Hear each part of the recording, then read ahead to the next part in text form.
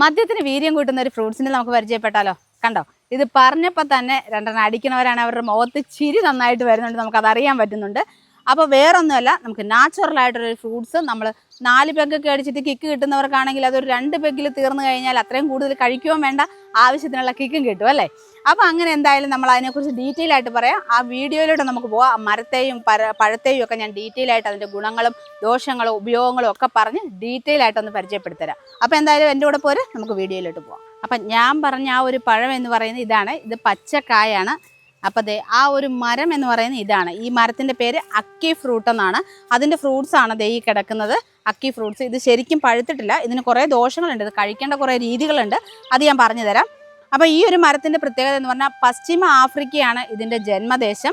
അപ്പോൾ അതിനുശേഷം അവിടെ നിന്നാണ് അടിമ കച്ചവടത്തിൻ്റെ ഒക്കെ സമയത്താണ് ഇത് ജമൈക്കയിലേക്കും അതേപോലെ തന്നെ പല സ്ഥലങ്ങളിലേക്കും ഇത് വ്യാപിച്ചത്. ഈ മരങ്ങൾ വ്യാപിക്കാനുണ്ടായ കാരണം എന്ന് പറഞ്ഞാൽ ആ ഒരു കാലഘട്ടത്തിലാണ്, നമ്മുടെ അടിമ കച്ചവടത്തിൻ്റെയൊക്കെ കാലഘട്ടത്തിലാണ്.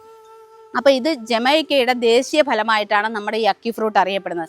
ഇത് പല സ്ഥലങ്ങളിലും നമ്മുടെ മദ്യത്തിന് വീര്യം കൂട്ടാനായിട്ട് ഇതിൻ്റെ ഫ്രൂട്ട്സ് പല രീതിയിൽ അവർ പ്രോസസ്സ് ചെയ്ത് ഉപയോഗിക്കുന്നുണ്ട്. പക്ഷേ എടുത്തു പറയേണ്ട ഒരു കാര്യം, ഇത് ഭക്ഷ്യയോഗ്യമായ ഒരു നല്ല കിടിലൻ ഫ്രൂട്ടാണ് കേട്ടോ. നല്ല കിടിലൻ ടേസ്റ്റുള്ള, നമ്മൾ വെണ്ണയുടെ അല്ലെ പുഴുങ്ങിയ മുട്ടയുടെയൊക്കെ ടേസ്റ്റുള്ള ഒരു കിടിലൻ പഴമാണ്. ഇപ്പം നമ്മുടെ കേരളത്തിലെ പല ഫാം ടൂറിസങ്ങളിലും ഈ ഒരു റെയർ ആയിട്ടുള്ള ഫ്രൂട്ട്സ് അല്ലെ ഈ ഒരു മരം വെച്ച് പിടിപ്പിക്കുന്നുണ്ട്. ഇതൊരു 10-12 മീറ്റർ വരെ നീളം വയ്ക്കുന്ന ഒരു നിത്യഹരിത വൃക്ഷമാണ്. നല്ല പച്ചപ്പിൽ നല്ല കൊമ്പുകളൊക്കെ ആയിട്ട് വിടർന്ന് നിൽക്കുന്ന, നല്ല തണൽ നൽകുന്ന ഒരു മരമാണ്. അതോടൊപ്പം തന്നെ ഇതിൻ്റെ ഫ്രൂട്ട്സ് എന്ന് പറയുന്നതും കഴിക്കാൻ അടിപൊളി ടേസ്റ്റുള്ള ഒരു പഴമാണ്. നമുക്ക് ഭയങ്കര ഹെൽത്തി ആയിട്ടുള്ള ഒരു പഴമാണ്. നമ്മുടെ ഹൃദയാരോഗ്യം മെച്ചപ്പെടുത്താനും നമ്മുടെ കൊളസ്ട്രോളിനെ നല്ല, കാരണം ഗുഡ് കൊളസ്ട്രോൾ കൂട്ടാനും ഒക്കെ ആയിട്ടുള്ള ഒരു പഴമാണ്. പക്ഷേ ഇത് കഴിക്കുമ്പോൾ നമ്മൾ ശ്രദ്ധിക്കേണ്ട ഇതെന്ന് പറഞ്ഞു കഴിഞ്ഞാൽ, ഈ ഒരു പഴം ഈ ഒരു സമയത്ത് നമ്മൾ കഴിക്കാൻ പാടില്ല. ഈ ഒരു പഴം പാകമാകുന്ന സമയം എന്ന് പറയുന്നത് ഇത് തന്നെ പൊട്ടി വരും എന്നുള്ളതാണ്. ഇത് തന്നെ പൊട്ടി വന്നിട്ട് അതിൽ സൂര്യപ്രകാശം കടന്നു കഴിയുമ്പോൾ ഇതിലടങ്ങിയിട്ടുള്ള വിഷാംശം നഷ്ടപ്പെടും. ഇതിൽ ഹൈപ്പോഗ്ലൈസിൻ എ എന്ന് പറയുന്ന ഒരു ടോക്സിൻ അടങ്ങിയിട്ടുള്ളത് കൊണ്ട് തന്നെ ഇത് നമ്മൾ ഈ പാകമാകാതെ കഴിച്ചു കഴിഞ്ഞാൽ നമുക്ക് ശക്തമായ ഛർദിൽ, ബോധക്ഷയം ഇങ്ങനെയുള്ള പ്രശ്നങ്ങളും, അതിന് കാരണം എന്ന് പറയുന്നത് നമ്മുടെ രക്തത്തിലെ പഞ്ചസാരയുടെ അളവ് ഭയങ്കരമായിട്ട് അങ്ങ് താഴ്ന്നു പോകാനുള്ള സാധ്യതയുണ്ട്. അപ്പോൾ അതുകൊണ്ട് ഇങ്ങനെയുള്ള കാര്യങ്ങൾ ശ്രദ്ധിച്ച് മാത്രം ഈ ഒരു ഫ്രൂട്ട്സ് കിട്ടിയാലും നമ്മൾ കഴിക്കേണ്ടതാണ്.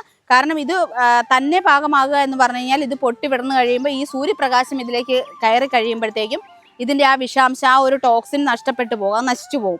അതിനുശേഷം നമുക്കിത് പാകമായത് കഴിക്കാം. ഇത് ഒരു വെണ്ണയുടെ രൂപത്തിൽ നല്ല ക്രീം കളറിലാണ് ഇരിക്കുന്നത്. അത് കഴിക്കാനും ടേസ്റ്റാണ്. അതേപോലെ തന്നെ അതിനകത്തൊരു സീഡ് ഉണ്ട്. ആ സീഡ് നമുക്ക് പ്ലാന്റേഷനായിട്ട് ഉപയോഗിക്കാനും പറ്റുന്നതാണ്. ഈ ഒരു പഴം സപ്പിൻഡേസി കുടുംബത്തിൽപ്പെട്ടതാണ്. അത് എന്ന് പറഞ്ഞാൽ നമ്മുടെ റംബൂട്ടാൻ, ലിച്ചി ഇവയുടെയൊക്കെ അതിൻ്റെയൊക്കെ അതേ സെയിം കുടുംബത്തിൽപ്പെട്ടതാണ്.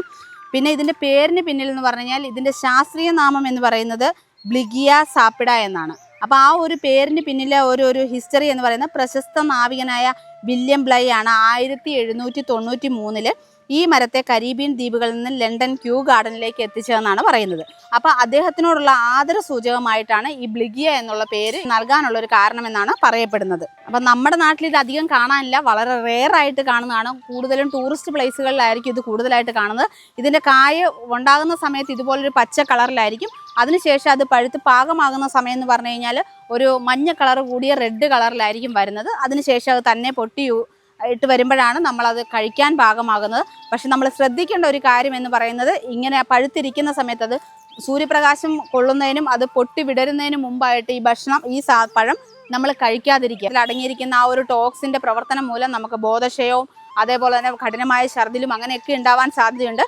അപ്പോൾ അതുകൊണ്ട് അങ്ങനെ ഉപയോഗിക്കാതിരിക്കുക. പിന്നെ നമ്മുടെ കേരളത്തിലൊന്നും നമ്മൾ അങ്ങനെ കേട്ടിട്ടില്ല. ഇത് മദ്യത്തിന് വീര്യം കൂട്ടാനായിട്ടുള്ള പല സ്ഥലങ്ങളിലും പല രീതിയിൽ പ്രോസസ്സ് ചെയ്തിട്ടാണ് അവർ ഉപയോഗിക്കുന്നത്. കിഡിലൻ ടേസ്റ്റാണ് കഴിച്ചു കഴിഞ്ഞാൽ. അത് പാകമായിട്ട് പൊട്ടി വരുന്ന സമയത്ത് ഞാൻ അതിൻ്റെ വീഡിയോ ഒന്ന് എടുത്ത് നിങ്ങളെ കാണിച്ചു തരാൻ പഴുത്തിട്ട്. അപ്പോൾ എന്തായാലും നമ്മൾ ഈ വീഡിയോ ഇവിടെ വൈൻഡപ്പ് ചെയ്യുകയാണ്. അപ്പോൾ ഇങ്ങനൊരു റെയർ ഫ്രൂട്ട്സ് അല്ലെ ഇങ്ങനെ ഒരു വെറൈറ്റി ഫ്രൂട്ട്സ് ഉള്ളപ്പോൾ നിങ്ങളെയും കൂടി ആ ഫ്രൂട്ട്സിനെ ഒന്ന് പരിചയപ്പെടുത്തണം. അതുകൊണ്ടാണ് നമ്മളിപ്പോൾ ഈ വീഡിയോ ചെയ്ത് നമ്മുടെ അക്കി ഫ്രൂട്ടിനെ കുറിച്ചിട്ടുള്ള. അപ്പോൾ എന്തായാലും നമ്മൾ ഈ വീഡിയോയുടെ വൈൻഡപ്പ് ചെയ്യാണ്. അടുത്തൊരു വീഡിയോയിൽ നമുക്ക് വീണ്ടും കാണാം.